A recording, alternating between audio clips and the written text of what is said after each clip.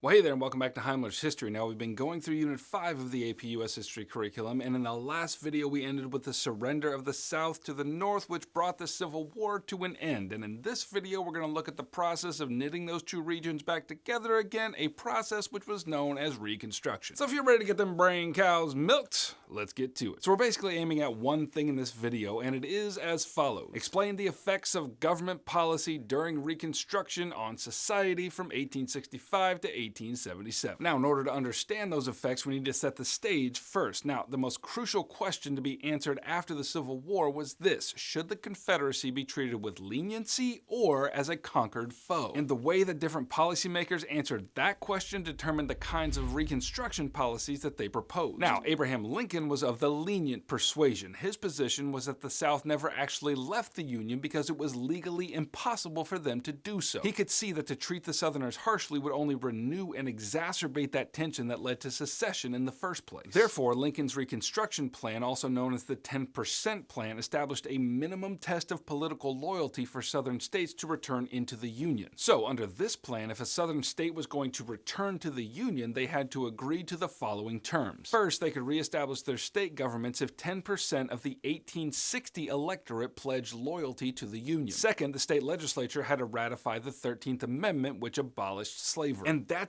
it. Like, that kind of plan put the barrier for re-entry very low and allowed the South to save face and retain whatever honor they had left. Like, it was an astonishing offer, and Lincoln had been working on this plan for years before the war was over because he was not interested in healing the wound lightly that led to the separation in the first place. He fought for the Union and wanted to make sure that it was never again rent asunder. But unfortunately, a few weeks before the war officially ended and Lincoln would have been able to enact this gracious plan of reunion, a man by the name of John Wilkes Booth walked into Lincoln's box at the Ford Theater and assassinated him. Now, Lincoln's vice president, Andrew Johnson, became the president, and to his credit, he attempted to carry out Lincoln's plan for Reconstruction. However, Johnson was not the magnanimous leader that Lincoln was, and in fact can be squarely classified in the turd category. He was a Southerner from Tennessee who really had no sympathy for emancipation or for the equality of the black and white races. He was irascible and unbending in this respect, and while he did carry out Lincoln's plan for reuniting the North and the South, he stood by while the former slave-owning class assumed power and recreated conditions in the South which were largely the same as they were before the war. Case in point, many states passed a series of restrictive laws known as black codes, which restricted the freedom of Southern black folks and forced them to work for low wages. Now,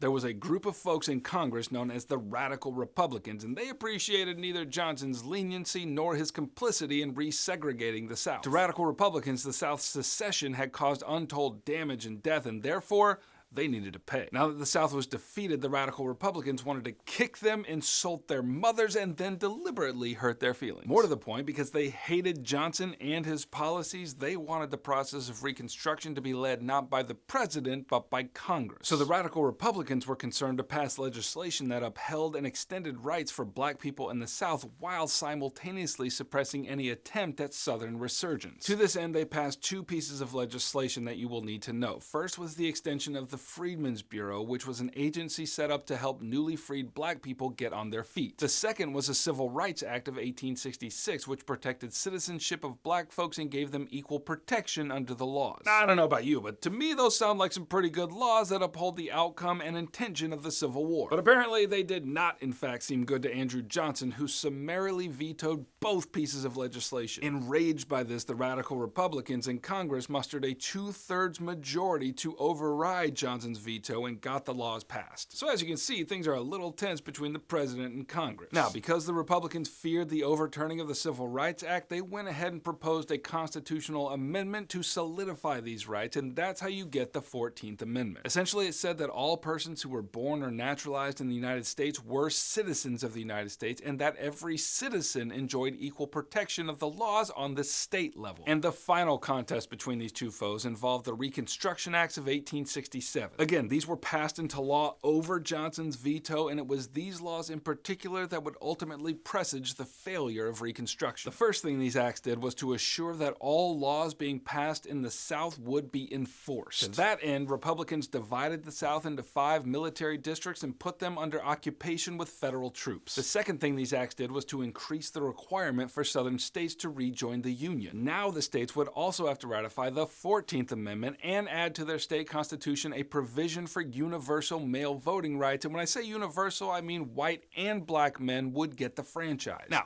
that provision would ruffle American women who also demanded voting rights, but we'll get to that in a minute. Now let's talk about the crowning achievement in the nasty conflict between Andrew Johnson and the radical Republicans, namely the impeachment of Andrew Johnson. Now, stop for a second. Anytime I mention impeachment, I feel like I need to explain what it means, because in everyday conversation when people are talking about impeachment of a president, what they mean is the removal of a president. But that's not what impeachment means. Impeachment is the trial that determines if a president should be removed from office, not the removal itself. So, Bill Clinton was impeached and he remained the president after. Donald Trump was impeached and remained the president afterwards. Okay, clear? Let's get back to Andrew Johnson's impeachment. Congressional Republicans really wanted Johnson out of office, and so to jingle the bait in front of his face, Congress passed the Tenure of Office Act in 1867, which made it illegal for the president to fire a member of his cabinet without congressional approval. In response, Johnson was like, "Ain't nobody tell me what to do," and went ahead and fired a member of his cabinet. As a result, Congress brought a full-fledged impeachment trial against Johnson, and after a 3-month trial, the Senate failed to oust him by 1 vote. Even so, this process basically rendered Johnson powerless to direct any future policies of Reconstruction. Now we're going to talk about the end and, more to the point, the failure of Reconstruction in the next video, but for now we need to talk about the women's rights movement in relation to Reconstruction. Now, I already told you about the 13th Amendment, which abolished slavery. I already told you about the 14th Amendment, which granted citizenship to everyone born in America and that each citizen would enjoy equal protection of the laws. And I have one more Reconstruction amendment to tell you about, namely the 15th Amendment. This amendment granted voting rights to the newly freed black population of the South. But women's rights advocates like Elizabeth Cady Stanton and Susan B. Anthony got a little saucy about this amendment because it emphatically did not recognize the right of women to vote. And debates over this amendment split the women's rights movement into 2 groups. Stanton and Anthony formed the National Woman Suffrage Association, which continued to fight for the franchise to be extended to women. Others, like Lucy Stone and Henry Blackwell, shared the disappointment over the 15th Amendment's wording, but argued that it was important to support Reconstruction efforts federally while working on women's suffrage on the state level. The organization they formed to work for these goals was the American Woman Suffrage Association. And it's like when they named these associations, they were just trying to make it hard for high schoolers forever after to remember them for their exams. National Woman Suffrage Association, American Woman Suffrage Association. You're killing me. Well, if you're having trouble remembering the difference between these two, try this. When you ask whether each of these groups likes the 15th Amendment, these guys say, nah.